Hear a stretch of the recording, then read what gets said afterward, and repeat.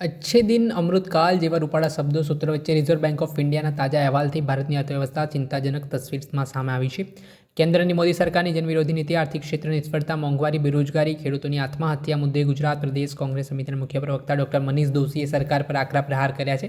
તેમણે કહ્યું છે કે રિઝર્વ બેંક ઓફ ઇન્ડિયાના અહેવાલ સામે આવી ચિંતાજનક ચિત્ર છે. 2 વર્ષમાં પ્રતિ ભારતીય 90,000 રૂપિયાનું દેવું વધીને 4,80,000 થઈ ગયું છે. ભારતીય આવકના 25.60% ભાગ દેવું ચૂકવવામાં જઈ રહ્યું છે.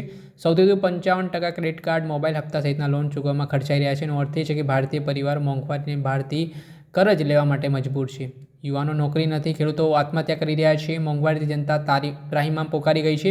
એક તરફ દેશની જનતા દેવાના ડુંગરમાં ધકેલાઈ રહી છે, બીજી બાજુ મોદી સરકારના મિત્રો વધુને વધુ ધનવાન બની રહ્યા છે. શું કહી રહ્યા છે મામલે કોંગ્રેસના મુખ્ય પ્રવક્તા ડોક્ટર મનીષ દોશી, તે સાંભળી લો.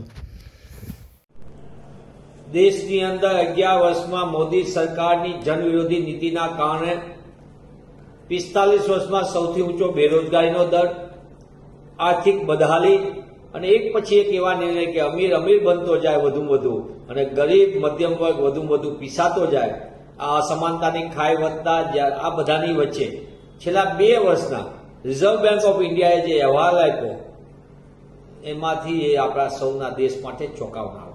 એટલે કે દેશના દરેક નાગરિક ઉપર 2 વર્ષની અંદર 90,000 દેવું હતું, એમાંથી સીધું 4,80,000 ઉપર પહોંચી ગયું. એટલે કે વ્યક્તિઓની પોતાની આવકના 25% કરતાં વધુ રકમ તો ખાલી દેણું ચૂકવવામાં જતી રહી.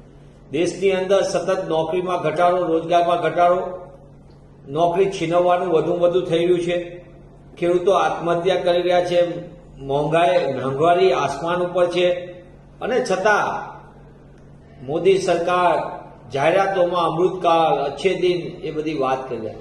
ત્યારે હું આપના માધ્યમથી પૂછવા માંગુ છું કે દેશની અંદર પોતાના ચાહતા લોકોની આવકમાં આસમાનમાં વધારો થાય, આસમાન સુધી, તે પ્રકારે, અને બીજી બાજુ દેશના સામાન્ય માણસ સતત આર્થિક વિટંબલામાં ડૂબતો જાય, આ કઈ પ્રકારનો અમૃતકાળ છે?